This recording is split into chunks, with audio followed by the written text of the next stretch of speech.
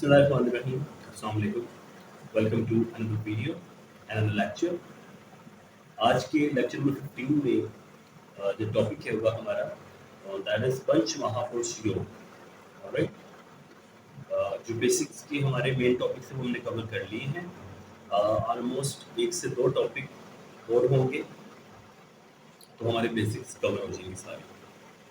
फिर उसके बाद एक सीरीज होगी, इसमें हम तमाम zodiacs from as to Pisces पढ़ेंगे कि कौन सा किस राशि में कौन बेनिफिक है, कौन बेनिफिक है और कौन सन ग्रे है.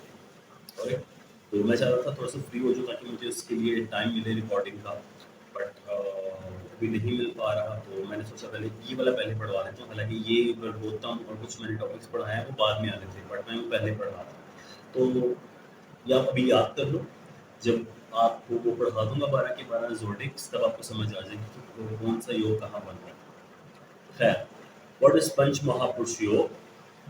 पंच मीन्स पांच, महापुरुष योग ऐसा योग जो हमें बड़ा बनाते हैं, एक सक्सेसफुल पर्सन बनाते हैं, एक आम आदमी से अच्छा इंसान बनाते हैं, कामयाब पैसे वाला. आप महापुरुष, वो आप समझ सकते हैं कि आप वो पैसों के एतबार से बड़ा आदमी है, बिजनेस के एतबार से या वैसे ही पर्सनालिटी वाइज वो अच्छा है.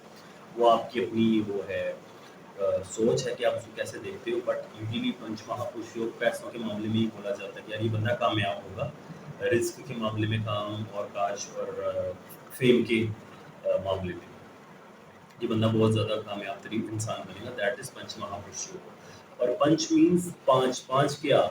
एक तो ये योग भी पाँच है, दूसरा वो इस वजह से पाँच है क्योंकि सिर्फ 5 प्लैनेट की बनाते हैं और उसके अलावा कोई नहीं बनाता. और ये आपने याद रखना है. इसकी कुछ चीज़ें हैं जो बेसिक्स हैं वो मैं टाइप कर देता हूँ, साथ साथ जो आपने हमेशा याद रखनी है.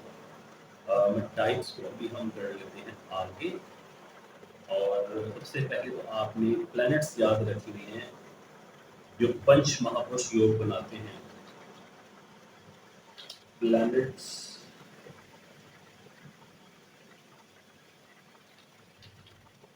which means पंच महापुरुष योग. ठीक, मैं शॉर्ट में लिख रहा हूँ. तो कौन से प्लैनेट है जो पंच महापुरुष योग बनाते हैं? वो प्लैनेट है सिर्फ 5. ठीक है, that is Jupiter, Jupiter,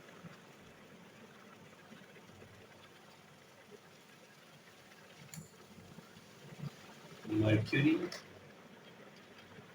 Saturn, Mars and Venus. तो ये प्लैनेट जो हैं वो ये योग बनाते हैं. इनके अलावा जो प्लैनेट बचते हैं पीछे, that is sun, moon, Rahu, Ketu, वो शामिल नहीं है, वो ये योग नहीं बनाते. तो एक चीज़ आपने हमेशा याद रखनी है कि सिर्फ यही 5 प्लैनेट्स होंगे जो योग बनाएंगे, इनके अलावा कोई योग नहीं बनाएगा. ऑलराइट, दूसरा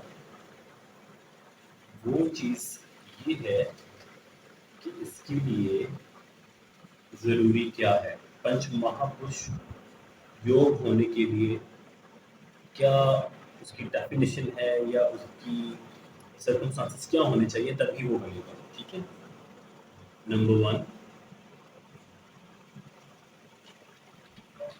planet should be in center. ठीक है, प्लैनेट सेंटर में होना चाहिए, जिसको हम केंद्र पढ़ा था, आपको याद होगा. हमने बोला था कि प्लैनेट जो है वो केंद्र में होना चाहिए. हमने केंद्र पढ़ा था. व्हाट इज केंद्र? मैं दोबारा बता देता हूँ. केंद्र इज दीज 4 हाउसेस. जिन्होंने मैं बाद में ज्वाइन किया उनको नहीं पता, इन 4 हाउसेस को केंद्र बोलते हैं. ठीक है, सेंटर में. पहली शर्त ये है, जो प्लैनेट इन पांचों में से जो प्लैनेट जो योग बना रहा है, जो 5 योग है पंच महापुरुष, उस प्लैनेट का इन 4 घरों में होना जरूरी है. अगर वो यहाँ से बाहर होगा इधर तो वो योग कंसीडर नहीं होगा. और तो पहली बात ये, प्लैनेट का सेंटर में होना जरूरी है. नंबर 2, प्लैनेट शुड बी, बल्कि शुड नॉट करते हैं ताकि इजी हो जाए. should not be enemy to लगन लॉर्ड। ठीक है, दैट मीन्स कि जो प्लैनेट है, जो पंच महापुरुष योग बना रहा है और वो इन चारों में से किसी एक घर में है, उसको लगन लॉर्ड का एनिमी नहीं होना चाहिए। उसको क्या होना चाहिए? उसको या तो बेनिफिक होना चाहिए, और या फिर आ, एक समग्रह होना चाहिए, और इसके अलावा दूसरी कोई ऑप्शन नहीं होनी चाहिए। ये दो चीजें आपने याद रखनी।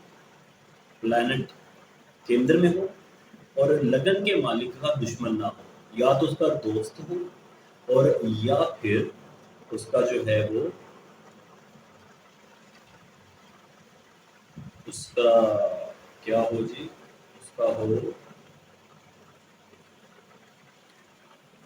अ, दोस्त हो या समग्रह हो और सेंटर में हो। ऑलराइट, इसके अलावा तीसरी ऑप्शन कोई होनी नहीं चाहिए। अब जो योग बनते हैं उसको डिस्कस कर लेते हैं हम, वो कौन से योग हैं। तो नाउ एक आता है हमसा योग, और जो जुपिटर ही बनाता है। ठीक है, मैं इसके सामने लिख देता हूँ या अलग से फिर लिख देता हूँ, ताकि आपको याद रहे जो जो प्लैनेट कौन सा योग बना है। ओके, तो पहला तो योग कौन सा आ गया जी? पहला आ गया हमसा योग। ठीक है, पहला आ गया हमसा योग। ये कौन बनाता है? ये बनाता है जुपिटर। दूसरा आ गया भद्र योग, जो बनाता है मर्क्यूरी।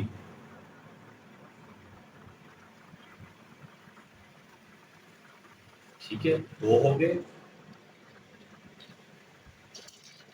तीसरा बनाता है जी वीनस।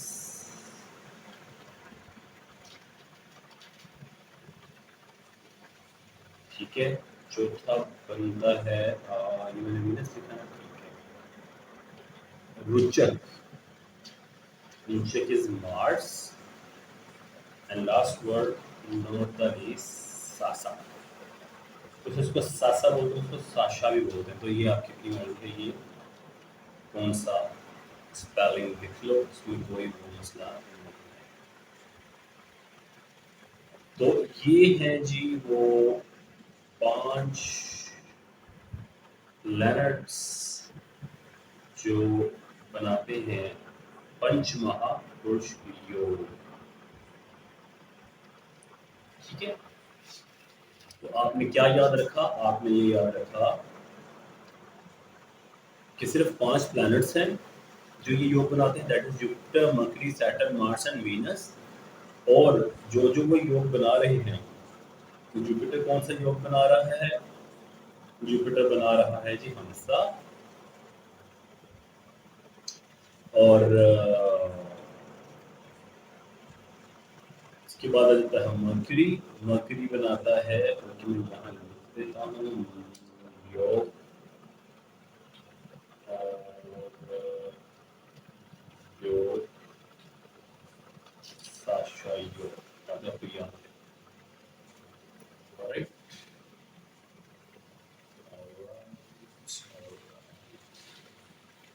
तो ये आपने इसको याद रखना है। ये आपको डेफिनेशन इनकी याद होनी चाहिए। डेफिनेशन क्या है कि ये योग तभी बनेंगे जब प्लैनेट या केंद्र में ही होगा, और प्लैनेट जो है वो लगन लॉर्ड का दुश्मन नहीं होगा। अगर तो लगन लॉर्ड का कोई दुश्मन प्लैनेट आ जाएगा तो वो योग नहीं बनेगा। ऑलराइट, जैसे मिसाल के तौर पे वैसे तो ये इतना ही काफ़ी था। मैं बाद में डिटेल पढ़ाऊंगा कि हर कुंडली में इन पांचों में से कौन कौन सा योग बनता है, वो भी मैं पढ़ाऊंगा। बट अभी मैं आपको एग्जांपल दे देता हूँ, बल्कि मैं इसमें चीज़ और ऐड कर देता हूँ कि सन, मून एंड केतु जो है वो योग नहीं बनाते, ओके, ताकि आपको याद रहे।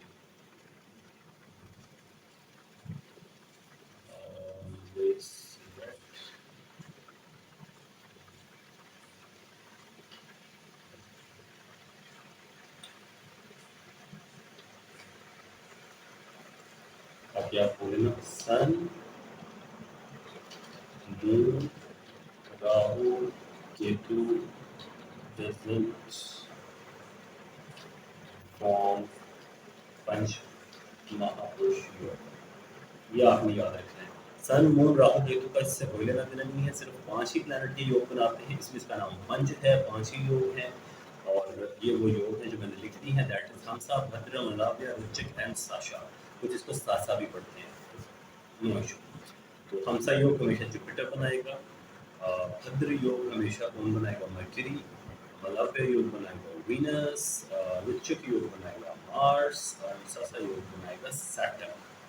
ठीक है, अब मिसाल देता हूँ मैं आपको, सपोज ये एरिस कुंडली है आपके सामने, और हमें पता है कि जो मून है उसका अगर छोटा है तो मून जो है वो योग नहीं बनाएगा।